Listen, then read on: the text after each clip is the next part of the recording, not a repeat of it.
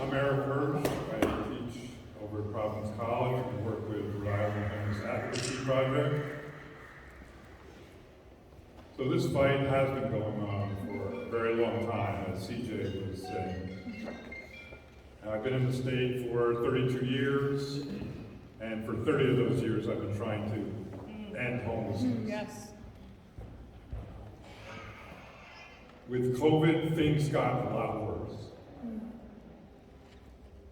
We never had more than 50 or 100 people staying outside. But with COVID, we had to reduce the number of people in the shelters so they wouldn't get sick. A lot of people lost their jobs. There was an economic If you impact. gotta use your phone, please put it on silent out of respect for the speaker, please. Thank you. Thank you, Brandon. You're welcome, sir.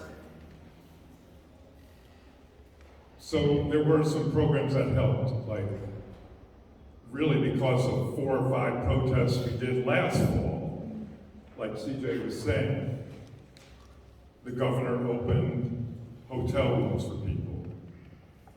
Of course, that wasn't that hard for him to do because it was all paid for by the federal government, the Federal Emergency Management Agency. And there was a rent relief program too. So that helped for a while, but now those programs have gone away because the argument is that COVID has gone away, which it actually hasn't. Temporary fix. Again, if you're gonna have your phone on, please put it on silent out of respect for the speaker. Thank you. So people started to get evicted once the eviction moratorium went away. And more people were winding up outside. And the latest number that we have, just the people we've counted, is 405. But I think there's a lot more than that out there. Because we have only so many outreach workers, like CJ is one of those. And they can't contact every single person who's out there. So who knows what the actual number is? It could be 500, 600, it could be 1,000. And it makes me really angry that there's never been a real sense of urgency around this. It's kind of like, well, once these people are out there, they're now in a different category of human. They're no longer human beings like the rest of us, even though they actually are your friends, your relatives, your neighbors.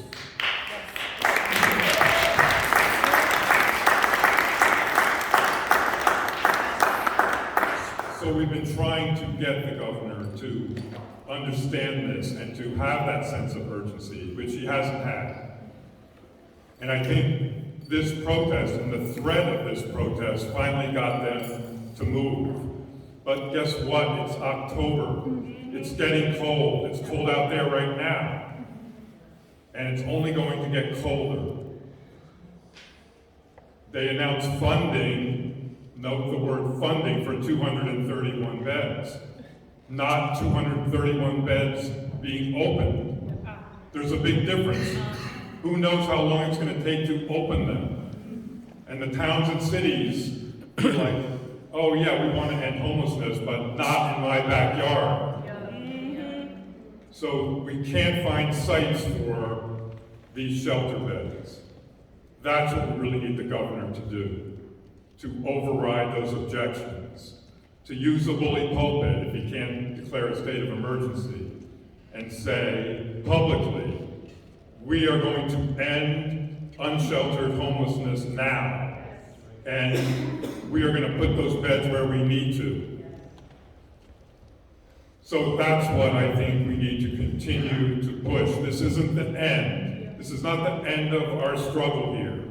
It's not the end of our push to create these beds. And we'll be back. Yes. Yes. Sure will. Yes.